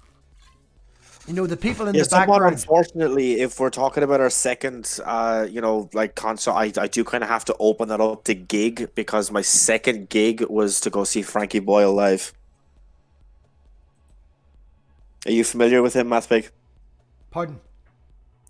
Frankie Boyle. Do you know who he is? Oh my goodness! I'm not surprised. Yeah. Oh, Frankie Boyle is my comedy hero. He's extremely dark, Susan, if you don't know who he is. I've heard the name, but I'm not familiar with the material. Right. Well, when going into it, Susan, very, very dark. Yeah. It is very, very dark to the point. Yeah. No. It can be funny depending, and considering that me and Ribs both approach to life is saying it how it is. Yeah. If you told somebody that they are useless and they should just jump off a cliff, you know, in certain circumstances, that's funny, but it's very dark. And Frankie Boyle's worse. Yeah. But it's, yeah. I've been to see tons of comedy shows. Like I've seen Frankie Boyle, as I said. I've seen Jimmy Carr 3 times, and I've seen Dara O'Brien once. I've seen Mrs. Brown's Boys twice, which I thought was very funny. I've seen Deadly, yeah. Yeah, but you can't watch it more than twice. Unfortunately, as funny as it is, it's quite repetitive. And what do you call the guy that's half Irish, half English, that grew up in somewhere? Oh, and he does the pigeon thing, the bird's landing, the eyebrows. Oh, I've seen him twice. He's absolutely fantastic. I can't remember his name. I'm just going to go to YouTube and type in comedian and pigeon dance, and it'll come up. Like, there's a few names that are jumping out at me, but I can't narrow it down. Comedian eyebrows. Yep. His name is Jamon. I like how you just Google comedian eyebrows and then it comes up with it. He does a thing because it's all about when you're in how you actually speak to people. And if you say to someone, where's the toilet? They'll give you directions to the toilet. Where if you say to someone, where's the toilet? And raise your eyebrows, It's an entire different context. That's true. It's Yes. good. Yeah.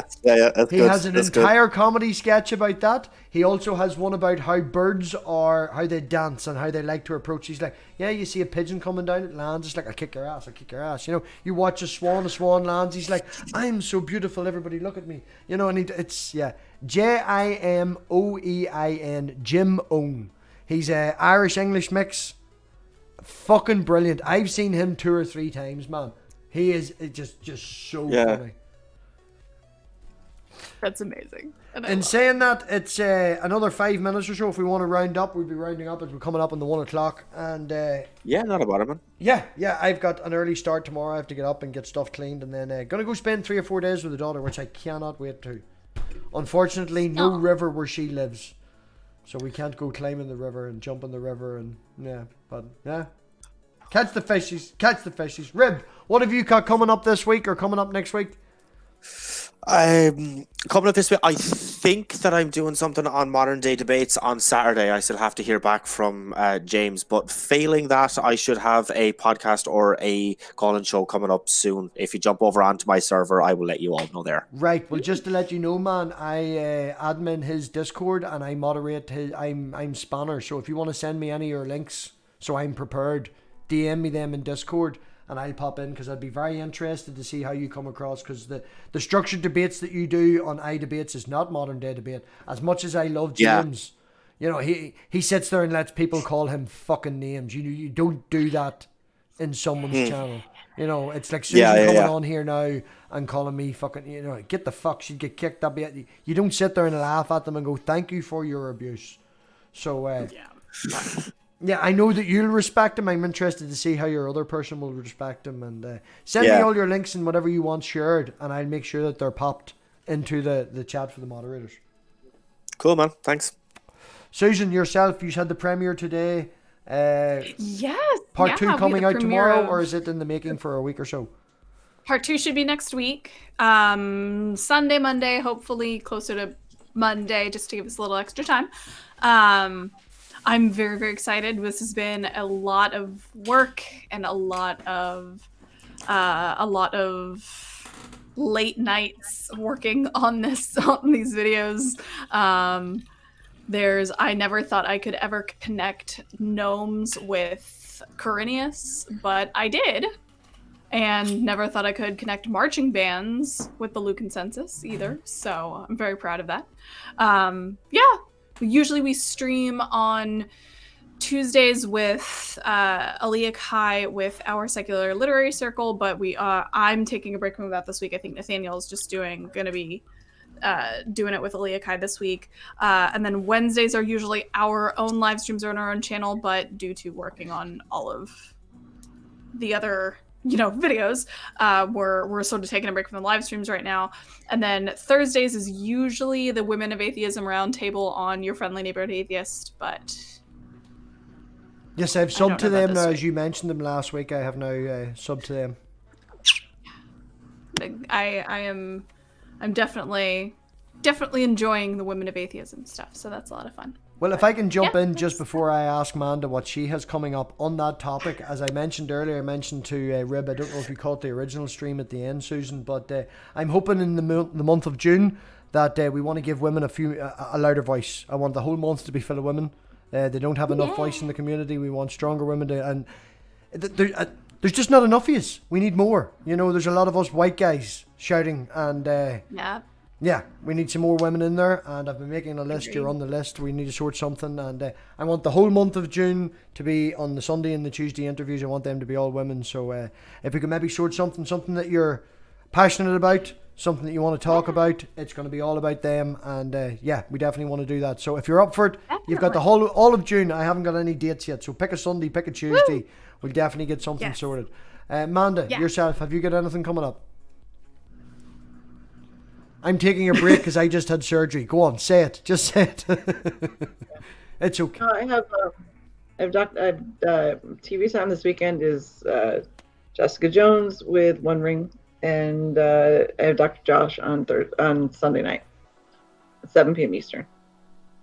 Yeah, that's going to be a lot of fun. Dr. Josh has That guy, Rib, Dr. Josh, is the one that I talked about that interacted with the people that much about slavery that he wrote a book. All right, okay, yeah, cool. So if you're up at, it's midnight on Sunday for us. So if you're up at midnight on Sunday, that's when the interview will be for us. Yeah, I'll probably be up then anyway. Yeah, no bother. Yeah, other than that, as I said, I'll be probably not back to next Monday or Tuesday. I'm going to go spend a few days with the daughter, and then I'm going to take this Sunday off, with the exception of helping Mama out because I have to do that show with her. But I'm going to take a break. I don't have to, I want to. Shush. Yeah, so other than that, everybody's done their bits. It's been a lot of fun, Rib. It's been good to get to know you a wee bit more, and as always, you've been popping in and out of the after parties, and yeah, definitely fun. Yeah, man, thanks so much for having me on. Yeah, everybody is always welcome. And as always, thank you very much, live chat, for coming, because if nobody watched, this wouldn't be fucking worth our while doing. So, on that note, we will oink, and I thank you very much, everybody. Bye.